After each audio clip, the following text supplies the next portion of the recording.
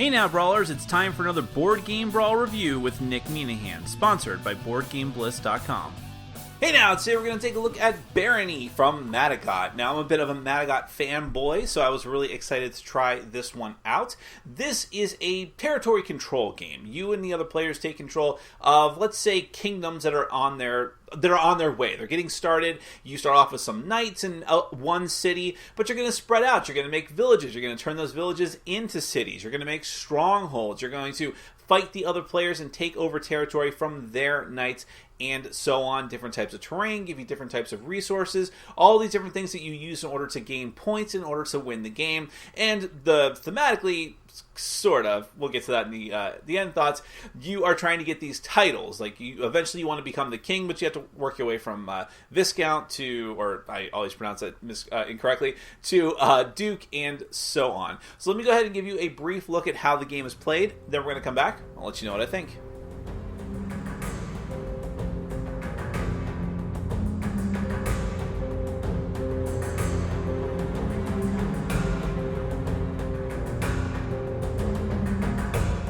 Alright, let me give you a quick rundown of Barony. This is a competitive game for 2 to 4 players. The goal of the game is to have the most points at the end of the game. The game is going to end when someone attains the title of Duke. You have this scoring track here with different titles going from, and score-wise, it goes from 0 all the way up to 80. But the scoring is a little bit different than what you're probably used to in most games. We're going to get back to that in a moment. Let me talk about the setup of the game a bit. Now, you see you have this modular board out here of these 3-pronged tiles, and the rules are a little bit unclear as to how you actually construct it. What you do is you take 9 tiles per player. Now, this is set up for a 4-player game, so that uses every tile in the game, and you can do it randomly if you want. Just flip over the tiles randomly. You can hand a stack to each player and take turns putting them out until you've constructed the map. Really, however you want to do it, whatever the other players are comfortable with. Then you're going to randomly choose a start player, and the start player is going to take one of their cities, and this is what the cities look like. And they're going to take a city and a knight. This is the knights. And they're going to put them down onto one of the locations on the board. Now, the only stipulations here are that you can't put it on any of the C spaces, and you can't put it on any of the 4 spaces. And after the first person puts out a city, so let's say the red player here is going to put out their city and a knight, then the next player in clockwise order is going to put out their city and knight. You can't put them adjacent to another city, and that's actually going to be the rule for the rest of the game. So the first player is going to put out a city and knight. The second player will do the same. Then the third player, by the way, this is assuming a 4-player game. The last player is actually going to put out 2 cities and 2 knights. Then it's going to snake back the opposite way. So the first player is going to put out a city and a knight. The second player is going to put out a city and a knight. Again, I'm assuming a 4-player game. When it gets to the last player is actually going to put out 3 cities and 3 knights, a knight with each city. Then it's going to go counterclockwise. It's going to snake, and each other player is going to put out their 2 remaining cities and another knight. Actually, I said remaining cities, but you have more than that. Actually, each player is going to get an entire stock of wooden pieces, including 2 extra cities, 2 of these stronghold pieces, a number of villages, and then more knights for a total of 7 knights. And yes, the knights are a little bit off color from the rest of the pieces. Each player also gets a player board, which will kind of sort of denote their color. It's not immediately obvious, but it doesn't really have any special powers or anything like that. It's actually just more of a cheat sheet, letting you know the actions you can take during the game and what they signify all through iconography. And then this is the first player marker. Okay, so I want to explain how points work before we go any further with this. So here's the point track, as I mentioned earlier, and the game is going to end as soon as someone's point marker gets into this track here, which is the Duke track. So even if it's just 60 points, as soon as someone gets to that threshold, the game is going to end when everyone has an even amount of turns. So essentially, you'll finish out the round. And then whoever has the most points at that point is going to be crowned the king. Now, there's 3 primary ways that you're going to get points. The first way is by building new cities. When you build new cities, you are going to gain 10 victory points, which is going to be a downward shift. So if I build a new city, which I'll get into how you can actually do that. There are some rules for that. You'll just move your token down, and that's going to be 10 points. But The other better way for you to get points is by turning in these resource tokens. The resource tokens are something you're going to gain during the course of the game by building villages, and there's 2 numbers on the resource tokens, and each resource token corresponds to a different type of terrain in the game, so there's 4 types of terrain. The big number, the yellow or gold number on the resource tokens, is a number that you use to turn in for a new title. The smaller number is what you use for endgame scoring, so at the end of the game, every resource token you still have in front of you, you're going to count up the silver numbers on them, and you're going to add those to whatever your score is to determine the final score. But during the course of the game, you're going to have an opportunity to turn in these tokens for the bigger number, and if you can turn in 15 points worth of tokens and no change is given, so if you have more than that but you need to turn in, too bad, you're just turning them in for at least 15, then you get to get a new rank. And when you get a new rank, you're physically going to move your token sideways instead. You gain 15 points. So it gets you through the ranks faster rather than a downward move. But so you might say, well, if the game ends when you get to Duke, then what's the point? I will, try to build the cities as much as I can, although you only have so many cities. But remember that it's the most points at the end, not just the person who manages to get to the rank of Duke first. So it's a bit of a weird scoring track. I'll talk more about this in my final thoughts, but it might have just been okay to have a normal scoring track instead. But in any event, let's talk about how you actually get to that point. The second type of action is movement, and at first blush, it's deceptively simple. You simply can pick up to 2 of your knights and move each of them 1 space. You cannot move the same knight twice, however, but you can put them in the same direction, you can go in opposite directions, and theoretically, you can have as many of your knights in a single space as you want, hence the reason I've got 4 piled up right here. But if I wanted to move them, I could just move them in completely opposite directions. I could put them both in the same place. Wouldn't really matter as long as they're going to adjacent spaces. But of course, there are a number of restrictions that will determine how you can actually move after that point. So for instance, you can't move into lake spaces, that's obvious. You also can't go into a space that has an opponent's city or stronghold. If it's got an opponent's city or stronghold, it's basically on lockdown. You can't do anything about that. You also can't go into a space that has at least 2 pawns. Now here's where terminology is important. In this game, pawns are the knights and the villages, essentially. So if there are 2 knights, 2 enemy knights in the same spot, let's just for the purposes of this example, let's say that I've got these 2 knights here. I can't move my 2 knights into that spot. Those, just by the mere virtue that there are 2 knights in that spot, that area is on lockdown. Likewise, if there was a knight and a village, or more than that, I also would not be able to lock that down. One exception to that rule is on the mountains, where 1 pawn of either type is enough to lock down that terrain, and no other opponent's pawns can go into those spaces. Now, interestingly, you can coexist in a spot where there's just 1 pawn, whether it is 1 village or 1 an opponent's knights. As long as it's just 1 of each of you, that's fine. But as soon as a second knight of one of the 2 players is moved into that space, then the losing player's knights are destroyed immediately, or villages. So if it's knight or villages, they go back to that player's reserve. And if it happens to be a village that is destroyed, well, then you actually get to steal one of your opponent's resource tokens. You, as the winning attacker, get to choose which resource token you take from in front of them, so it can be good to kind of spend those if you're leaving yourself vulnerable to get a new title before your opponents whisk them away, because if you don't have any titles to steal, any resource tokens to steal, they don't get to steal any from you. Next type of action is construction, and this is where you can actually replace one of your knights out on the board, or as many knights as you want out on the board, with one of your buildings from your stock. So you can do it with a stronghold, or you can do it with another village. Let's say that I had moved the knight here, and go ahead and replace this guy with a village too. If you have more than 1 knight in a space, you're only removing one of those knights, and you can only have 1 building in a space. If there's already building there, you can't do it. If you were having a little friendly truce with an opposing enemy unit, you can't build there either. You have to get rid of that enemy unit before you can do so. But it is important, let me mention that again, you can do this build as many times as you want if you have eligible knights out on the board to do so. So one of the strategies is just to spread out your knights on previous turns as much as you can. Then with one fell action, let me get my fingers in place so you can see me clicking there. With one fell action, you can replace as many of them with buildings as you want.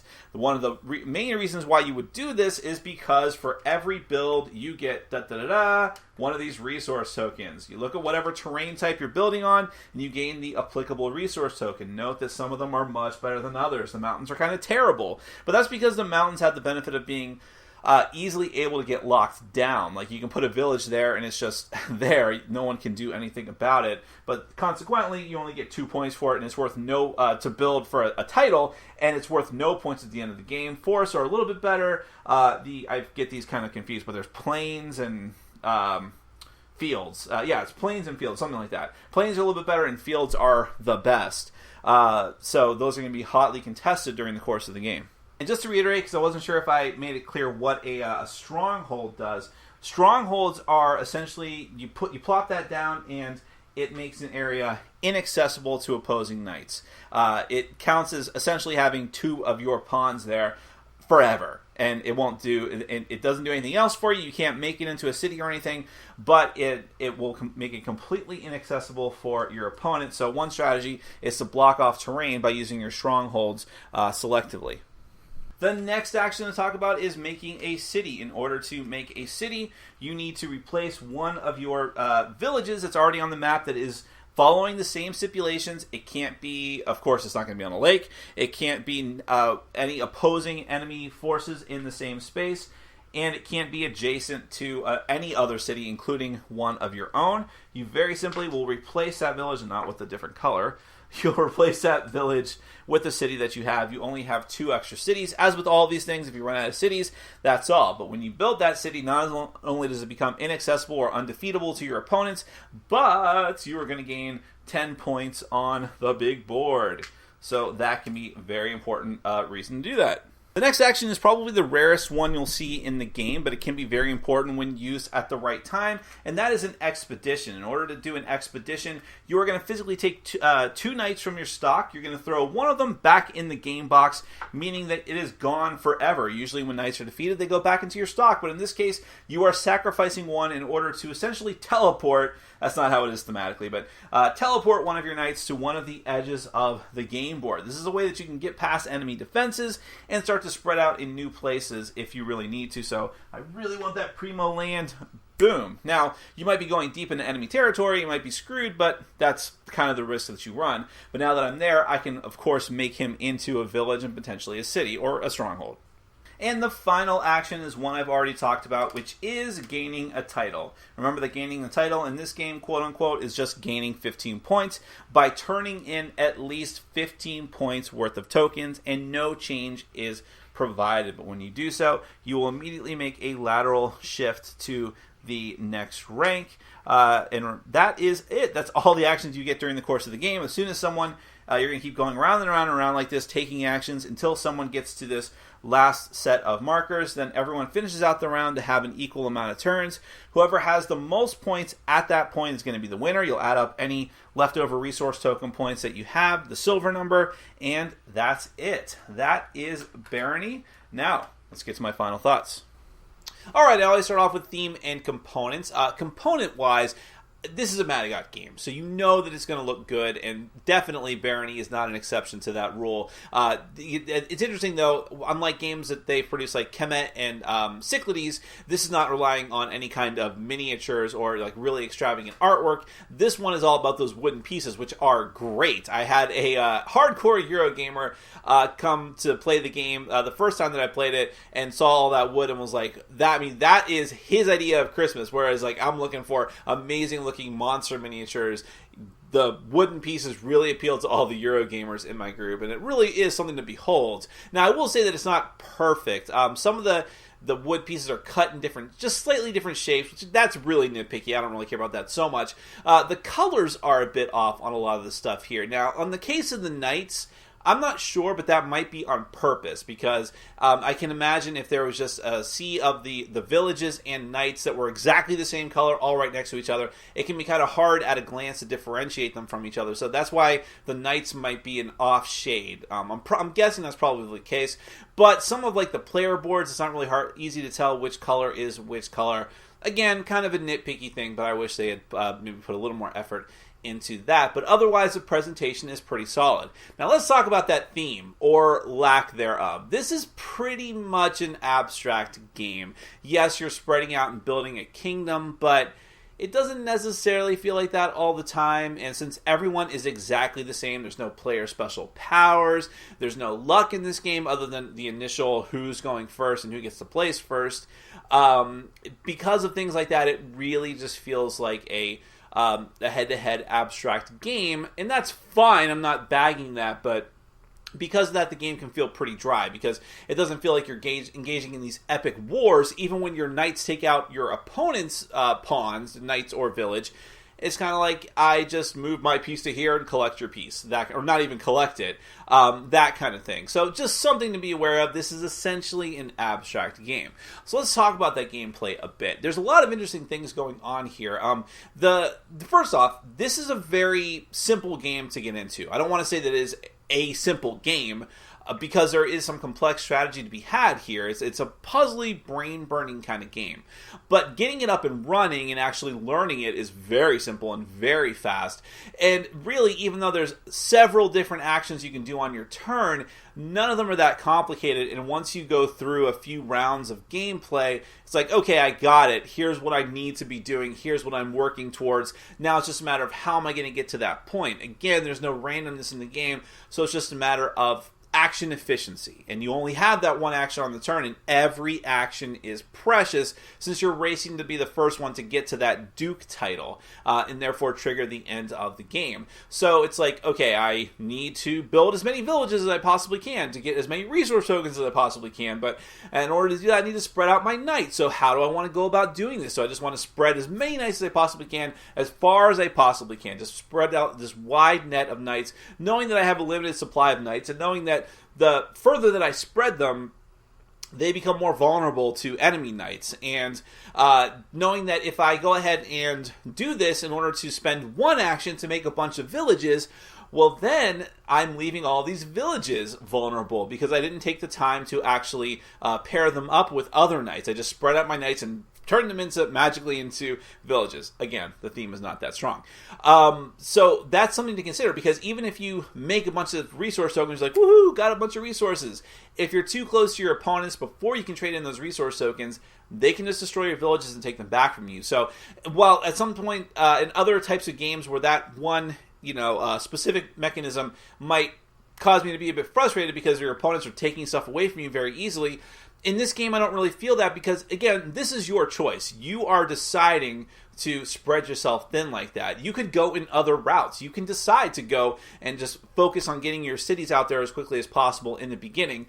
There's different strategies to be had by usage of those cities and your strongholds. In one of the games that I played, someone decided right off the bat, I am cordoning off a section of this board, and that is mine. I am putting my cities in such a way and my strongholds in such a way that you are not going to be able to get past this large section of the board without the teleport ability, which is probably the least used action I saw in any of the games of this that I played.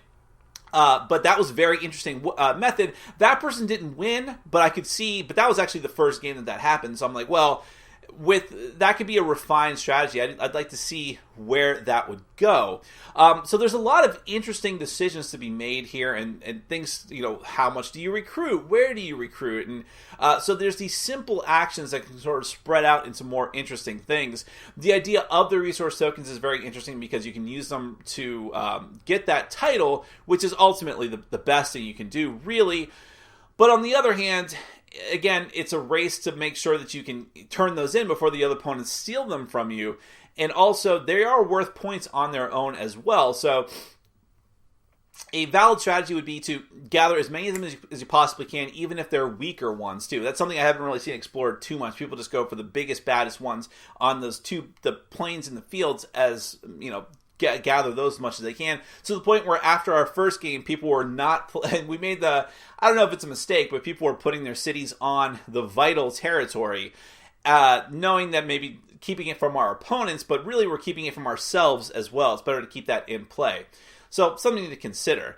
Now, one thing that I'll say is that the scoring in this game is both interesting and problematic. I don't think it would have been that big of a deal to just say, okay, here's points. You get points for doing these things. You build villages, you build cities, you get these points, and that's that. You get to a certain point threshold, okay.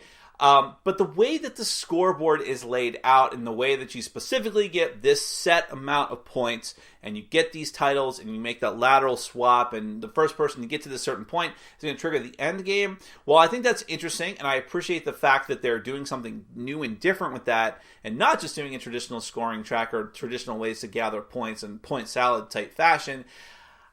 I don't know. I feel it's kind of needlessly clunky. Like, I don't feel that it's as innovative maybe as it seems at first blush. You can make an argument like, okay, well, you can just keep trying to go for those titles as quickly as you can to end the game. Then you might not necessarily win if other people are keeping pace with you, and they've also been, building their cities, and they've been doing all of that. But at the end of it all, it's still just get as many points as possible. So I almost feel like the scoreboard is sort of a red herring. Like, it's not as cool as it might seem at first blush. It's just not that terribly interesting. The other thing I'll just say, and this is a general thing, I think that this is a solid game. Let me point that out first of all. I like going around and doing all these different actions and building and spreading out, and it is a brain-burning puzzly type thing, which I definitely appreciate to a certain degree. But I do think the game is very dry. And that's because it is an abstract game. That's because the theme is not very strong with it, and because it is luckless. There's not ever that many exciting things going on. The game can be fast. It's definitely doesn't overstay its welcome, and I've tried it at a couple different player counts now. I tried it at 4 players. I tried it at 2 players, and I think that it works fine in both of those situations. And I assume it works well at 3 players as well. I just don't think that it's necessarily my type of game, even though I did enjoy my time with it, just because it felt like there was all this sort of grand epic scale to it as far as the components go, of city building, almost civilization building, and the whole thing with the scoreboard and getting all these titles. But at the end of it all, it was just like spread out, move your pawn here, do this, do that, boom, boom, boom, boom, over and over and over again. So it wasn't like super thrilling, despite what the components and the idea of the theme might lend itself to. I don't want to be too harsh with that, because I do think that this is going to be a great game for a lot of people. There are people that I played this with who were either hardcore Euro gamers, this is not necessarily going to be in that same camp, but people who don't like a lot of lucking games, people who just want to be able to outmaneuver and outthink and outpace your opponent, and more importantly than any of that, just do action efficiency, those type of people are going to love this game. So that is I'm only part of the way there. And that's why I don't think this is the best game for me. And I just like this game. I don't love it. But there were people I played it with who would love it. And again, the components look great for the most part. So if you fall into those camps, I would definitely check this one out, because even the box, by the way, if I didn't really make that clear, looks pretty cool too. So while the theme is not as strong as all this nice artwork and components would lend you to believe, I still think it's a solid game, and if it's your type of thing, check it out for sure. That is Barony from Madagot and Asmodee. Thanks for watching. Follow us on Facebook, Twitter, and Patreon. And make sure to check out our sponsor, Board Game Bliss, where you can find an amazing selection of games from around the world. BoardGameBliss.com. Thanks for your support.